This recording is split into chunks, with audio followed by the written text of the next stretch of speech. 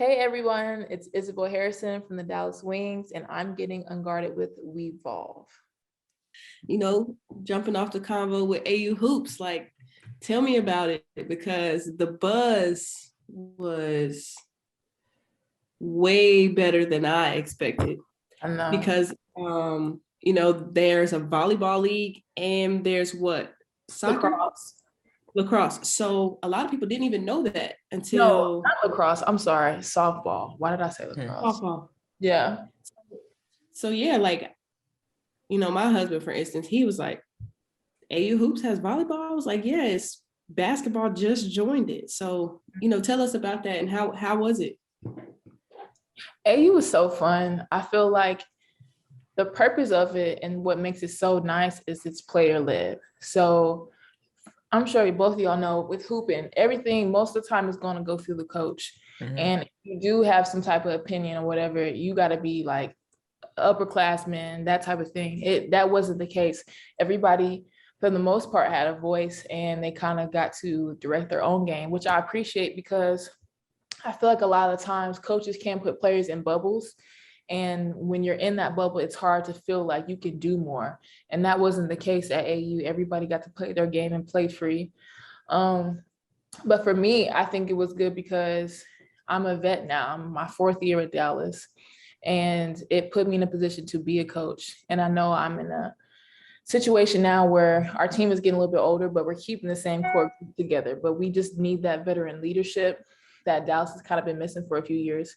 And AU put me in a position to direct the whole thing. Like, I was a captain for 4 weeks in a row. So the first time, y'all was so nervous. Like, I didn't know. I know how practices go, but like behind the scenes, right? Like, I watched a few games, but as a coach, you really have to do scouting. You have to know what plays they're usually going to run, what players they have. It's like a whole deal on top of organizing practices, game day routines, like just everything. I literally had to do everything.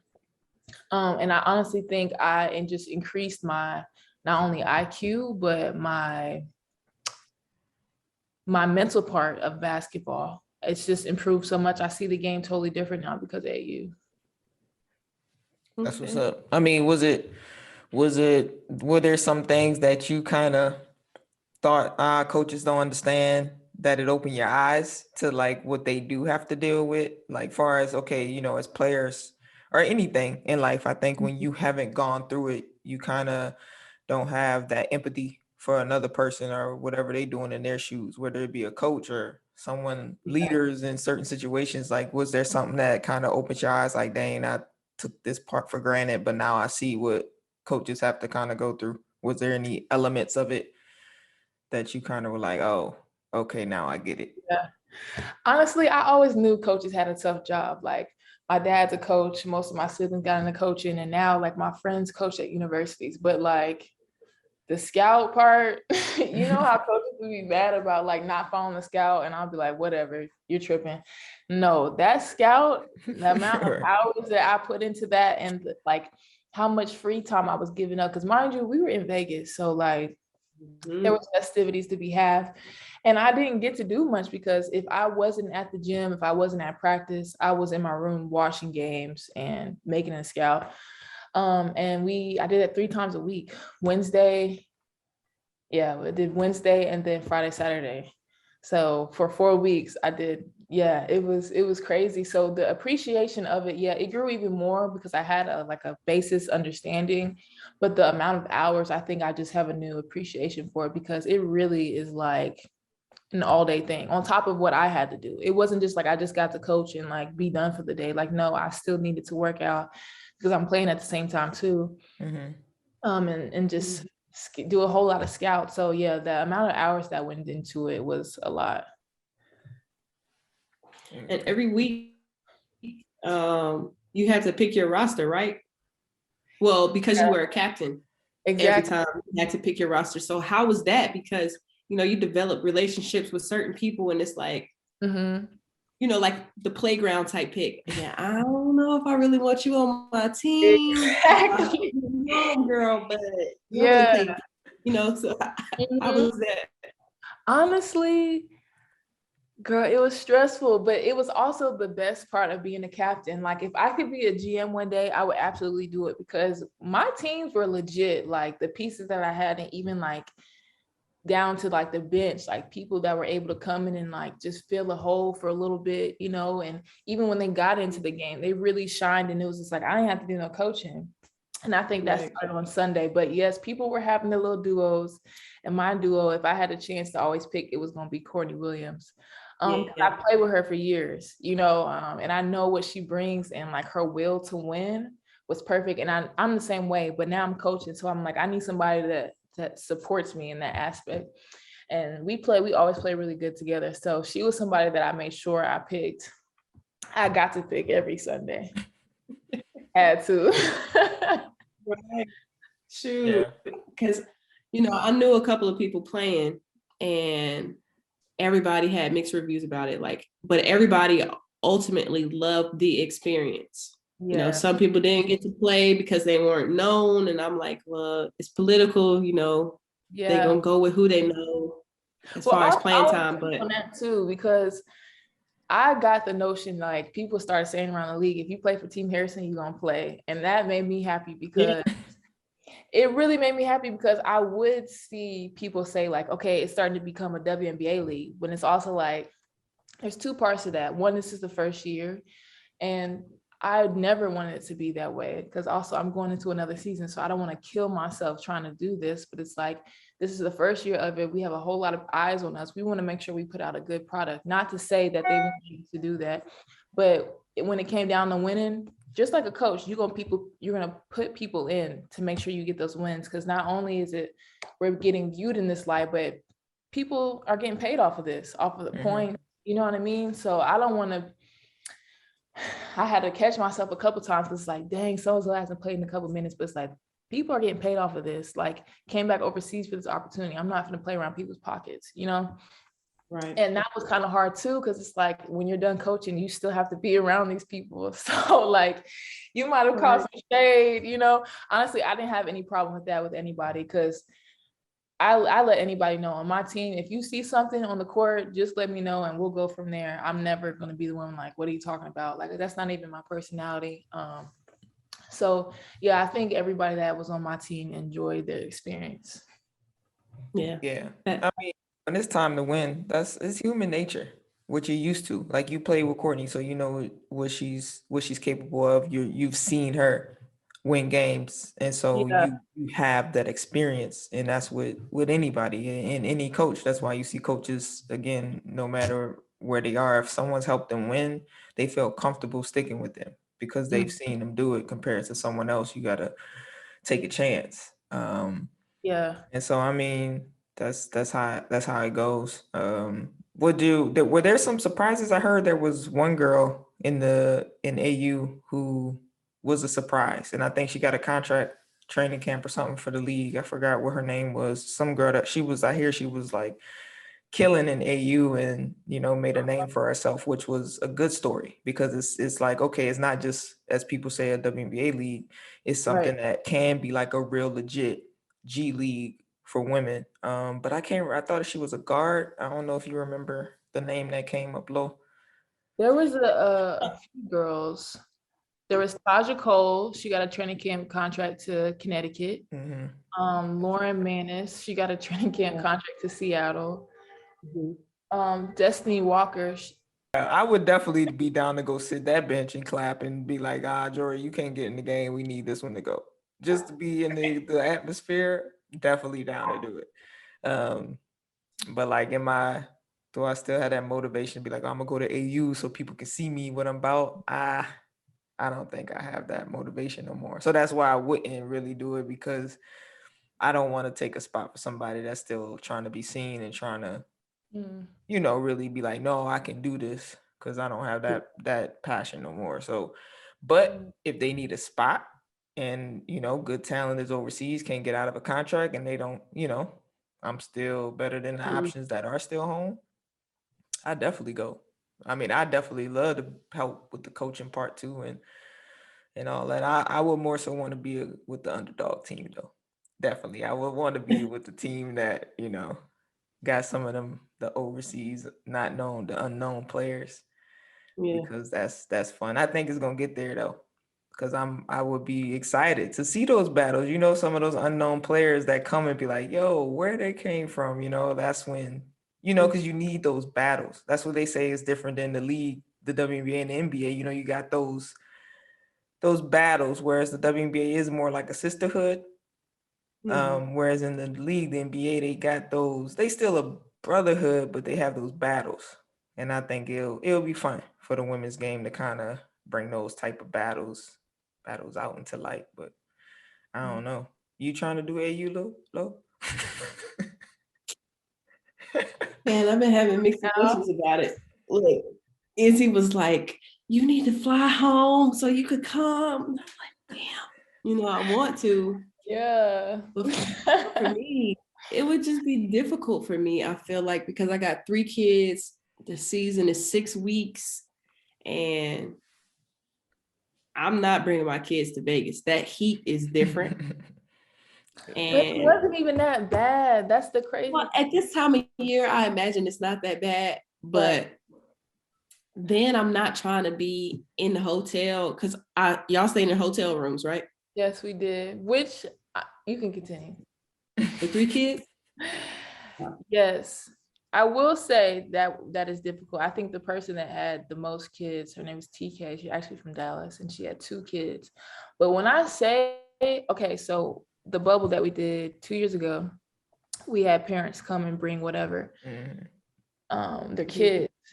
And the stuff that they had them doing, it was nice, it was cute. But when I tell you, like, the interactive stuff that they had the kids doing, and like all the moms hanging out, like even like on the media side, like making sure their kids were shown during the game, they would sometimes interview them and stuff. And I'm like, not only did it make me want to be a mom and have a kid like now, but it was just like, they just cared about everybody. Like, I know we talk about like people were upset that they were kind of calling it a WNBA league, but in the W, they only represent a few amount of people, and we see them all the time. So I could relate to the same person who haven't played in a while. Like, the same people all over that league felt the same way. Like, the representation in the W, it needs to change a little bit, because it's been the same stories and the same narrative for like so long. But in AU, I'm telling you, everybody got to tell their story. And that's what I was happy about, because you got to play for a cause that you were passionate about, or you were somehow connected to. And it wasn't just about who was scoring crazy points. Like, you could go crazy and still lose. And it's just like, you're not going to get rewarded for that. You get rewarded for playing hard, playing together, and then your story. Like, you are actually playing for something. And I think that's what basketball is about. Like, it's gotten so political to the point where it's like, some people don't even want to mess with it anymore. And it's unfortunate, because it's like, that's their dream. You know, they've been through so much mess just to try to play basketball. And I feel like AU just kind of made it fun again, you know? Yeah. That's why I would play, because of the community. It looked fun, and the wide range of talent, you know, because there were some girls I played against overseas in the league, in the AU league. And I'm just like, dang, you know, this is a great opportunity for you. But then it's just like big names, you know, like you, Courtney Williams, and people who haven't played in a while. So for the experience, I would play, but I would have a lot to consider. For sure. I know kids ain't easy, girl. But you know, I would have been there, so I would have been said. So. Right. Yeah. It seemed like y'all was having fun though. It did. It was a totally different vibe compared to the W. But I think that's just with the rules, and again, like you say, being player led. I think everything, the whole vibe of the league was different, and it seemed fun. It was short. So I think it was a success. I think it's a great opportunity for y'all to stay home, for those of you that are in the W. And then it opens up a new door for the people that do still play overseas to now have an option. Like, if you stay home, you could do this, then go finish the season. You know, now some South American leagues, I guess, are trying to get better. So, you know, now there's more options for women to kind of move around and do things. So I think it was a good move. And then, you know, KD behind it, 35 Ventures, one of the investors. So I think it's people that are behind it that really want it to be something, have longevity behind it, not just something that's like one off. So yeah, I definitely think it's going to be a league that's going to be around for a while. And I know the first year of anything, you figure out kinks. But again, with it being player led, we gave so much input into what we would want to change for next year. And now I think now that people know how it's set up and you can watch the games and just like the content of everything, I think we're going to get even more people to sign up and wanting to be a part of it next year. For sure. So you're going to play another season? Let me not go on record and say that. But girl, I would like to. But there may be some complications coming up in the future that may not allow that. I wish I could elaborate on it, but I truly enjoyed AU, and if I can be a part of it again, I would love to. So my next question for you is, are you done playing overseas? Never say never. But low, it's looking real neverish right now. You look real comfortable. I'm comfortable and I'm happy. Yeah. Like, even what you just saying, like y'all saying earlier, like it's 10:30, and like I still have most of my day left. I just got back from seeing my parents this weekend, like just because, my mom, she was going through some stuff, but the ability to go and see her in my free time, I just never had that time because I was always gone. Like I just was away. And I think what really like cemented it for me was my little brother got married last year and I missed it because of basketball. Like my little brother, my baby brother. And I'm like, I can't keep living like this. I miss so many memories. And to see, like, when you're younger, it's like I'm one of 12. So they had stuff going on when it's like, okay, I'm kind of getting established. But when my little brother and I started missing his things, and then my little sister, I said, no, I can't keep doing this because you get paid well overseas. Yeah. But it comes to a point where it's like, how much are you willing to like sacrifice or put the money over memories? Like you can never buy those or get those back. And I think that kind of made the decision for me. And I'm not going to say like it wasn't scary. I was super scared when I had to tell my agent, like, I don't want to go overseas. Like, that's not what I want to do because I've been doing it for so long. But when I said it, I intentionally made sure I focused on my brand. And at the time I heard about AU, I made this decision. Honestly, I made a decision not to go back overseas when I left overseas. Girl, I knew in April, okay? But I was like, let me sit on it. Let me go through a season and see how I feel after the season. Still had the same feeling. And I told my agent about it. And I said, I'm going to be intentional with my branding. I'm going to make sure I see my family as much as I can, which I have been doing. And just resting. Like, I feel like I've gotten in this mindset of just, I have to go grind. I feel like college does that to you.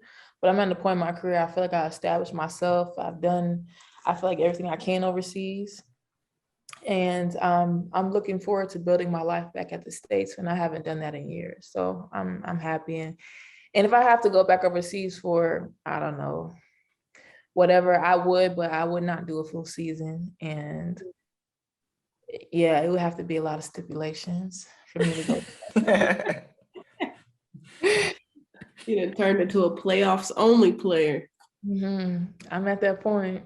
I'll come for playoffs, but you need to pay me right. Yeah, absolutely. Is it just when it comes to overseas, is it just the distance, family time, or just everything around overseas? We know the inefficiencies and stuff. Is that mostly like the thing that, like, say if overseas was just as professional as the W, would it still be kind of like, I don't know? Or is it really just the distance away from family, not being able to get up and connect with those you're closest to? Yeah, I think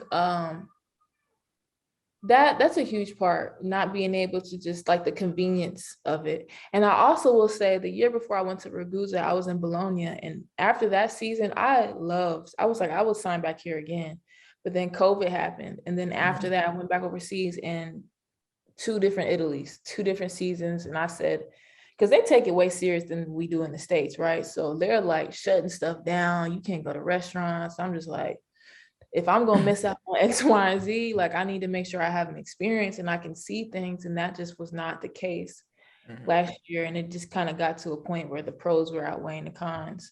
But it's basically what you said, like just not being able to like get up and go and see my family, or the communication piece too. I don't know if y'all like experienced this, but overseas I got used to like not communicating because I was by myself all the time.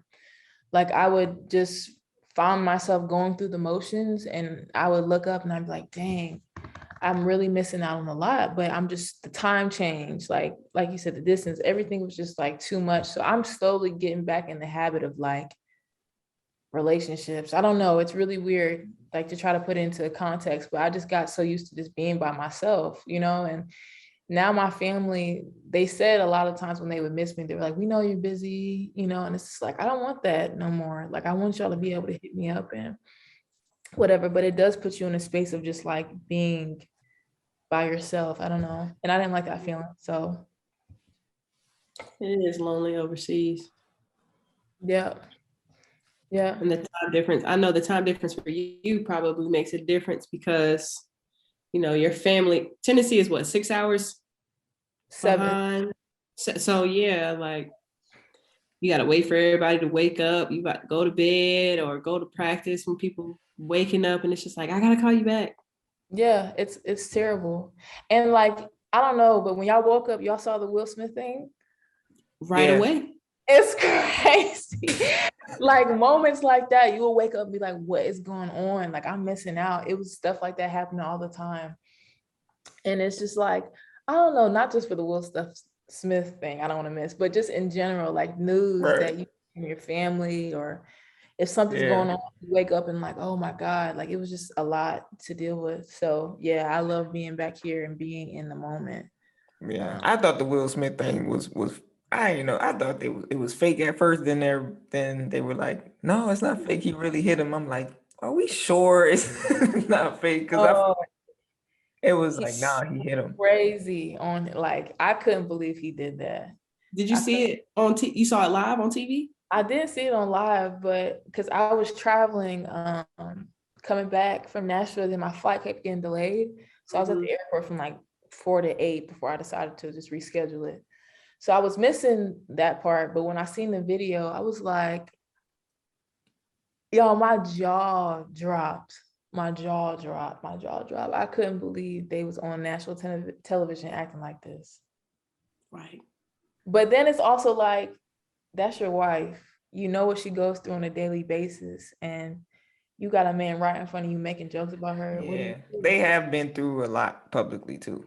Like when found out what August Alsina and all that stuff, and then you know they it's been a lot between Will and Jada publicly. So you know, bro was like, we have no more space for this. Like, you know, like I'm gonna do this. So it's a like warning to everybody who dare think they're gonna test us again. This is it. This is the kicker. So if you dare try to have my name or my wife's name out your mouth, just know it's a possibility you might. It was definitely for everybody. I felt like that smack wasn't even for Chris. It was for like everybody else. And he's just the one that got it. And I feel so bad because, like, man, not two Black men slapping each other on TV. Hey, he ain't fall though. I was like, bro, stayed on and his he kept going. He kept going. That was he's a professional because he was like, all right, well. Yeah. Will Smith just slapped the shit out of me. Oh my God. I couldn't. So what's up with the Mavs? I see you got on the gear. Yeah. And you go to the games and, you know, you're actively posting their wins on social media. So what's up with that? So I mentioned earlier how I want to be more involved with just like my branding. And the Wings were involved with the Mavs, but not on the level that I feel like it should have been. So I talked to one of our directors at the Wings and I said, I want to start an internship with the Mavericks. I have no idea if they have this position even available, but this is what we're going to do. She contacted the GM, Nico Harrison, who worked at Nike for years and closely with Kobe for like the longest. So honestly, you know, their impact on the women's basketball, like how much Kobe wanted to just help not only women, but just like female athletes and just, you know, put them in the position to be successful. So when Courtney contacted Nico, Nico was like immediately. And I started it in September, and y'all, they got me like a whole office space and everything. It was crazy. I started in September. I met with the CEO, Cent Marshall. She's a Black woman. I feel like she's like a mom to me. That's how like dope she is. Met with them, and I started like maybe a week later, and I told them what I was interested in. So the internship is, they said, Izzy, whatever you want to do, tell us, and we're going to put you in that department and you're going to work with those people and we'll make you a schedule. So at first the schedule was 2 days in the office, 1 day with the basketball side, and that following week it would switch. So 2 days with the basketball guys or whatever, and then 1 day in the office. And I was doing that for a while, which I really liked, but I started to tell Nico, I was like, I'm in the basketball side, but I still play. Like, I know what kind of goes into it. I want to learn about the business side. So it definitely shifted more towards the office side after a while. And then I work in player relations, and I do a few things with social media because I also enjoy that. So basically what I do is I do events, and like I go to camps for girls, for little kids. I do stuff with the other players if they have to go to events. I work at the game, so if I have to talk to like a sponsor or whatever, we go like to the box seats and just talk to them, and like we appreciate them. Work with the alumni that are still here in Dallas, which is so many players. I had no idea they're still living here.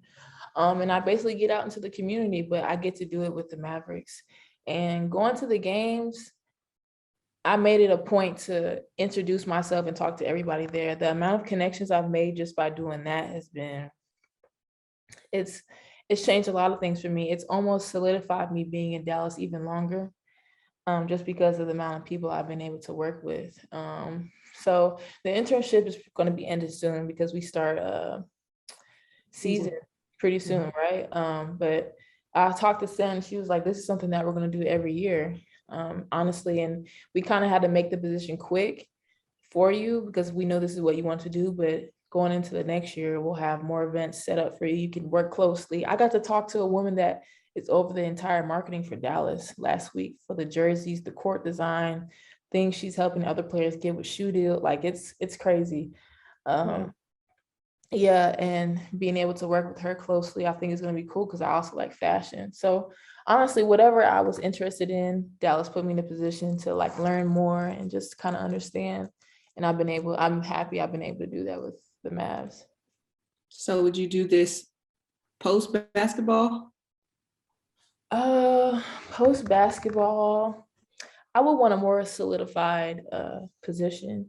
And I only say that I'm not doing that right now because I'm still kind of figuring out what that would look like, you know, and how I would be able to kind of fit into that department. Because I feel like a lot of things that I have said that I wanted to do, it's been about 4 departments. I've been good at all of them, and that's not a position. So it's like, I got to figure it out, you know, and I can only do that with like, just working with them more honestly. But I would definitely love to work with the Mavericks if that ever comes, you know, in the future.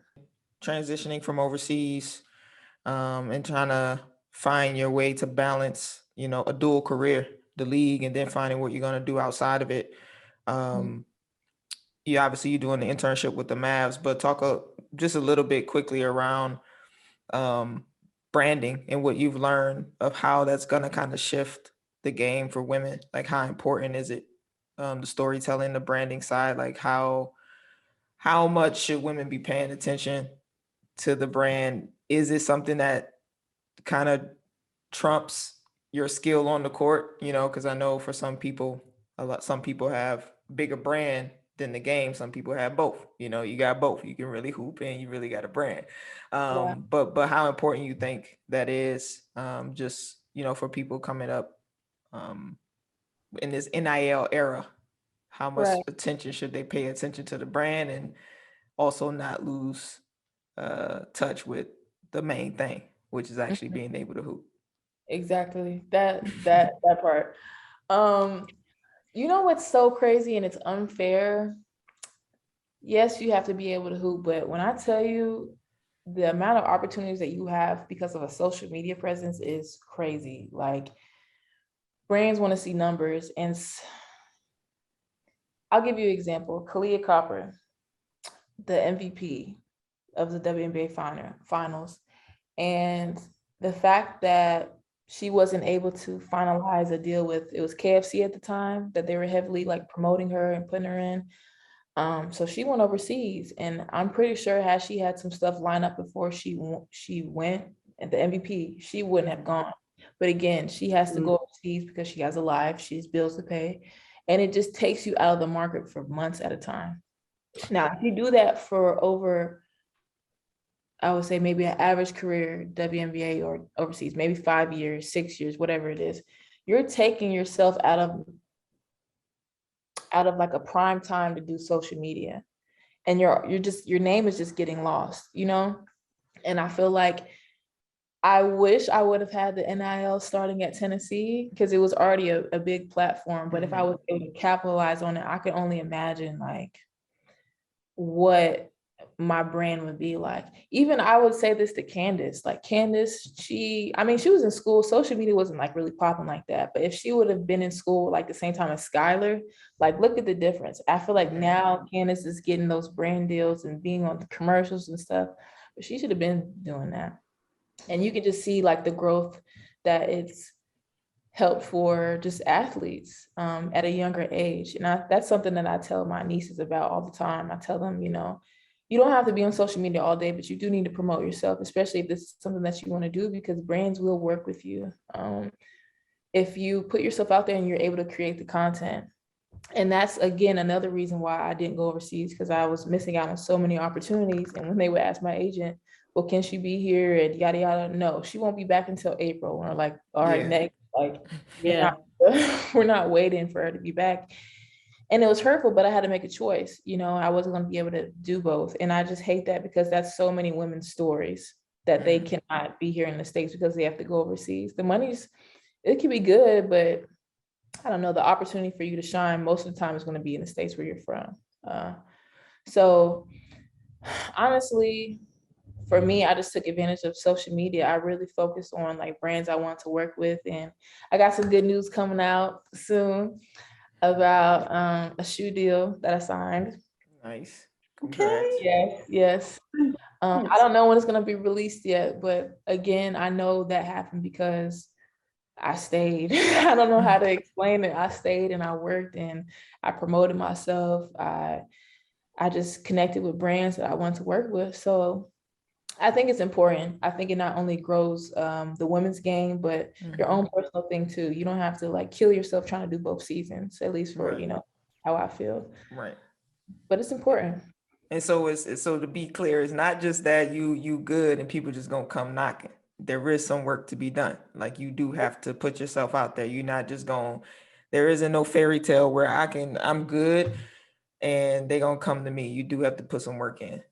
You have to. But also, like you said too, you gotta remember who you are, and like you gotta be a hooper. Like you gotta be able to show them why they want to represent you. And again, I feel like for a while I've just been checking off boxes on why I should be represented in a certain light, and it's finally that time. But it took a lot of, it's not easy. It took a lot of work. Gotcha. I mean, that's what's up. I mean, I definitely see it. Again, social media is growing. It's a beautiful thing. AU athletes, I feel like the old head, old people that back in the day, like, well, in my day, we didn't have this. If I would have had that, I'm like, man, I'm that old person now. Like, oh wow, coming out of college, what, so good. Progress, evolution is always beautiful. So it's a lot of opportunities for women. So that's the good thing.